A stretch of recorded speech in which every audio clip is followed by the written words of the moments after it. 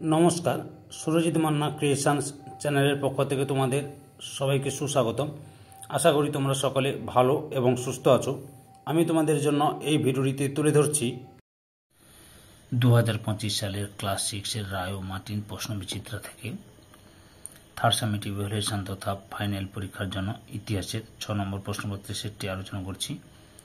এর আগে আমি ইতিহাসের 1 থেকে 5 নম্বর সেট, ভূগোলের সবগুলো সেট, পরিবেশ বিজ্ঞানের 1 থেকে 6 নম্বর সেট আলোচনা করে দিয়েছি। তোমরা ওই ভিডিওগুলো দেখতে চাইলে আমার চ্যানেলের প্লেলিস্টে গিয়ে দেখে নাও, না হলে এই ভিডিও ডেসক্রিপশনে তার লিঙ্ক দেওয়া আছে, ওখানে ক্লিক করে দেখে নিতে পারো।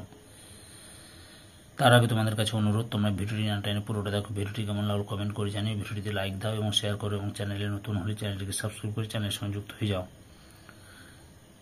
আলোচনা শুরু করছি। 283 নম্বর পেজের 6 number model cell Hooghly branch government স্কুলের প্রশ্নপত্র সেটটি লক্ষ্য করো। একে দাগে সঠিক উত্তরটি নির্বাচন করো। প্রথমে রয়েছে ইন্দো আর্য ভাষার সবথেকে পুরনো সাহিত্য, অপশান এতে ঋগ্বেদ। 2 নম্বরে বর্ণাশ্রম ব্যবস্থার সঙ্গে যুক্ত নয়, অপশান সিতে নৃপতি। 3 নম্বরে মেগালিথ হলো অপশান এতে বড় পাথরের সমাধি। 4 নম্বরে জৈন ধর্মের প্রচারকদের বলা হয়, অপশান ডিতে তীর্থঙ্কর। 5 দাগে ষোড়শ মহাজনপদ গড়ে উঠেছিল, অপশান বিতে খ্রিস্টপূর্ব 6ষ্ঠ শতকে। 6 নম্বরে গুপ্ত ত্রিপিটক যে ভাষায় রচিত তা হল, অপশান এতে পালি। 7 নম্বর শশাঙ্ক ছিলেন, অপশান ডিতে গৌড়ের রাজা। 8 নম্বরে বাণভট্ট ছিলেন হর্ষবর্ধনের সভাকবি, অপশান ডির উত্তরে ঠিক। 9 নম্বরে গুপ্ত যুগে ব্রাহ্মণ ও ধর্মীয় প্রতিষ্ঠানকে জমি দানকে বলা হয়, অপশান এতে অগ্রহার ব্যবহার প্রথা। 10 নম্বরে রত্নাবলী নাটক রচনা করেন, অপশান এতে হর্ষবর্ধন। 11 নম্বরে হুন আক্রমণ সফলভাবে রুখে দিয়েছিলেন, অপশান সিতে স্কন্ধগুপ্ত। 12 নম্বরে দিনার ও সুবর্ণ চালু করে, অপশান বিতে গুপ্ত শাসকরা। 13 নম্বরে সুশ্রুত সংগীতের প্রধান যন্ত্র বলা হয়েছে, অপশান ডিতে ছুরিকে। 14 নম্বরে শক শাসনের প্রধান বাধা ছিল, অপশান এতে গুপ্ত শাসকরা। 2 দাগের নিচের প্রশ্নগুলি নির্দেশ মতো উত্তর দাও। প্রথমে এতে রয়েছে একটি বাক্যে উত্তর দাও। প্রথমে হচ্ছে বৈদিক যুগের রত্নী কাদের বলা হতো, উত্তরটি লক্ষ্য করো। এখান থেকে শুরু করে এত পর্যন্ত লিখবে। 2 দাগে বেদের অপর নাম কি, শ্রুতি। পরের প্রশ্ন, একলব্যের গুরুর নাম কি, দ্রোণাচার্য। 4 নম্বর স্ত্রীধন কাকে বলে, গুপ্ত যুগে স্ত্রী লোকের সম্পদকে স্ত্রীধন বলা হতো। এটা লিখলে চলবে 1 মার্কে, যেহেতু নাহলে এখান থেকে এত পর্যন্ত লিখতে পারো। বি দাগে কস্তমের সঙ্গে খস্তম মিলিয়ে লেখো। মৃচ্ছকটিকম, শূদ্রক, অভিজ্ঞান শকুন্তলম, কালিদাস, পঞ্চতন্ত্র, বিষ্ণু শর্মা, অমরকোষ, অমর সিংহ। সি দাগে শূন্যস্থান পূরণ করো। প্রথমে হচ্ছে গৌতম বুদ্ধ জন্মেছিলেন ড্যাশ অঞ্চলে, লুম্বিনী উথালে। 2 নম্বরে পার্শ্বনাথ ছিলেন 23তম তীর্থঙ্কর। পরিবেশন সুদর্শন রথ চন্দ্রগুপ্ত মৌর্য নির্মাণ করেন। 4 দাগে সাতবাহন বংশের প্রথম শাসক ড্যাশ ছিলেন সিমুক। ডিতে রয়েছে সত্য অথবা মিথ্যা নির্মাণ করো। প্রথমে রয়েছে সম্রাট অশোক বৌদ্ধ সন্ন্যাসী উপগুপ্তের কাছে বৌদ্ধ ধর্মের দীক্ষা নিয়েছিলেন, সত্য। 2 নম্বরে চক্রোত্তর পথনাথ বলা হয় হর্ষবর্ধনকে, এটাও সত্য। 3 দাগে নিচের প্রশ্নগুলি 2-3টি বাক্যে উত্তর দাও, যে কোনো 6টি। প্রথমে রয়েছে চতুরাশ্রম কি, উত্তরটি লক্ষ্য করো। এখান থেকে শুরু করবে, এতটা পর্যন্ত লিখবে। পরের প্রশ্ন 2 নম্বরের চতুর্জাম কি, উত্তরটি লক্ষ্য করো। এখান থেকে শুরু করবে, এতটা পর্যন্ত লিখবে। 3 নম্বরে দিগম্বর ও শ্বেতাম্বর কাদের বলা হয়, উত্তরটি লক্ষ্য করো। এখান থেকে শুরু করবে, এতটা পর্যন্ত লিখবে। 4 নম্বরে ত্রিপিটক কি, উত্তরটি দেখো। এখান থেকে শুরু করবে,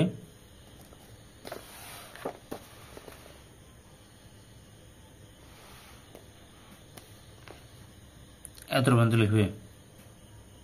পরের প্রশ্ন 5 দাগে দ্বিতীয় চন্দ্রগুপ্তকে সকারি বলা হয় কেন, উত্তরটি লক্ষ্য করো। এখান থেকে শুরু করে এতটা পর্যন্ত লিখবে। 6 দাগে দ্বিতীয় নগরায়ণ কবে কোথায় হয়েছিল, উত্তরটি দেখো। এখান থেকে শুরু করে এতটা পর্যন্ত লিখবে। 7 দাগে অগ্রাহার প্রথা কি? উত্তরটি দেখো, এখান থেকে শুরু করবে।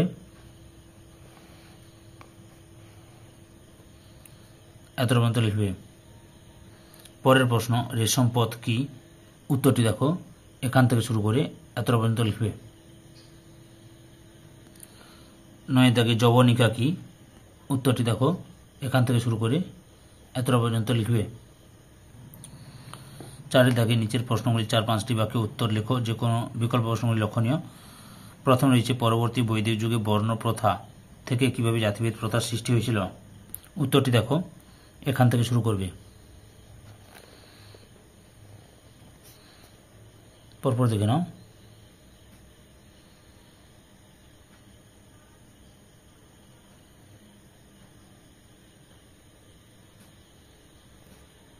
এত পর্যন্ত লিখবে। পরের প্রশ্ন অথবাদে রয়েছে, মগধ কিভাবে সব থেকে শক্তিশালী মহাজনপদ হয়ে উঠেছিল? উত্তরটি লক্ষ্য করো, এখান থেকে শুরু করবে।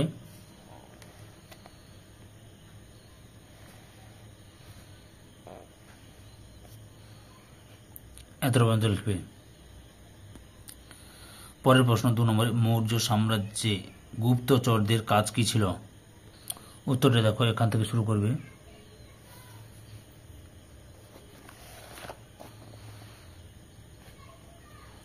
এত পর্যন্ত লিখবে।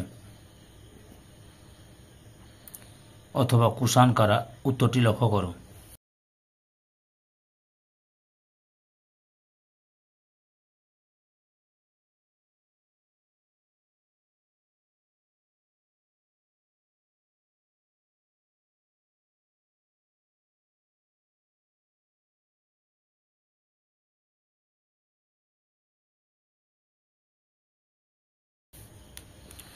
তিনের দাগে রয়েছে, মৌর্য আমলে পুরুষ ও নারীদের পোশাক কিরূপ ছিল?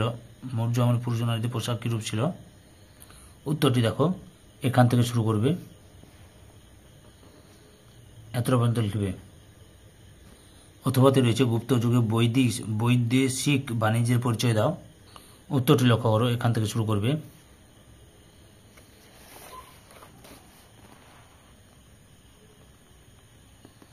এতটা পর্যন্ত লিখবে। 4 দাগে মহাবিহার বলতে কি বোঝো? উত্তরটি তোমরা এখান থেকে শুরু করে এতটা পর্যন্ত লিখবে। অথবা গুপ্ত যুগের ধাতু বিজ্ঞানের উন্নতির পরিচয় দাও। উত্তরটি লক্ষ্য করো।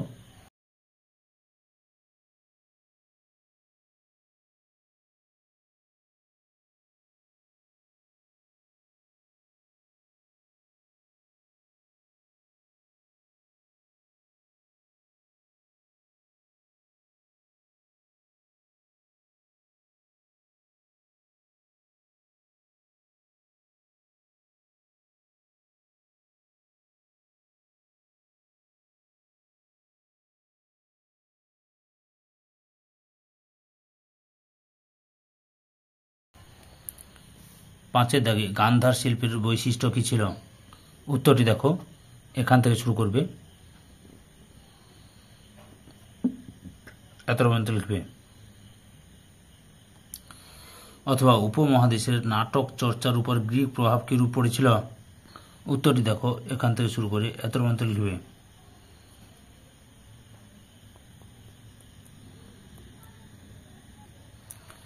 পাঁচে দাগে 8-10টি বাক্যের মধ্যে নিজের প্রশ্নগুলি উত্তর দাও, বিকল্প প্রশ্নগুলি লক্ষণীয়। প্রথমে রয়েছে, গুপ্ত আমলে স্থাপত্যশৈলীর পরিচয় দাও। উত্তরটি লক্ষ্য করো।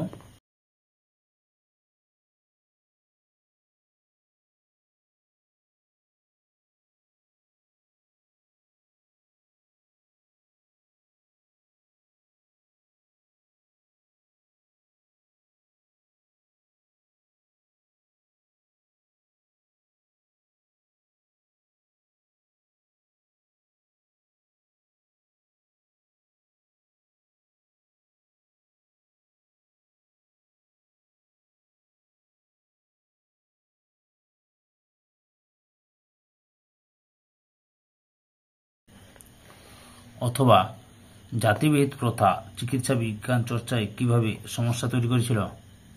উত্তরটি লক্ষ্য করো, এখান থেকে শুরু করবে।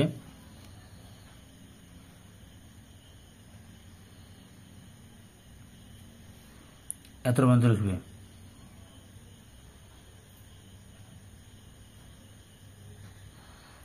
দুই দাগে রয়েছে কারিগর ও ব্যবসায়ীদের সংঘগুলি কাজ কি ছিল? উত্তরটি লক্ষ্য করো।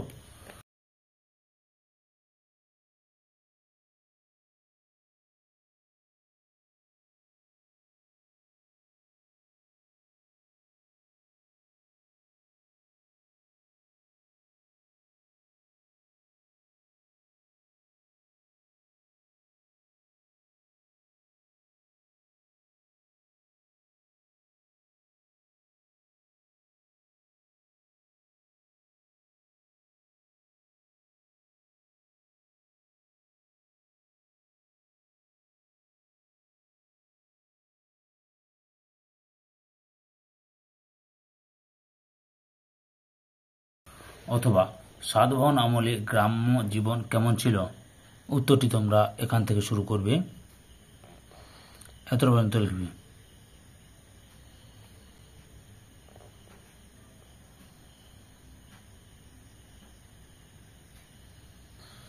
তিনের দাগে মৌর্য সম্রাট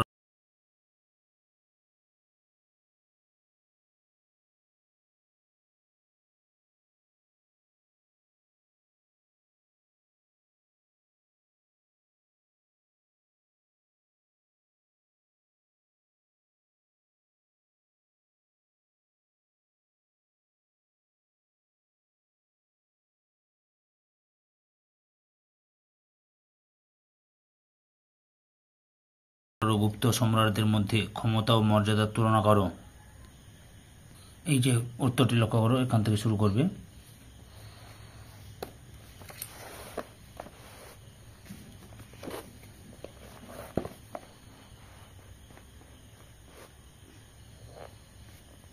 এই যে এত পর্যন্ত লিখবে।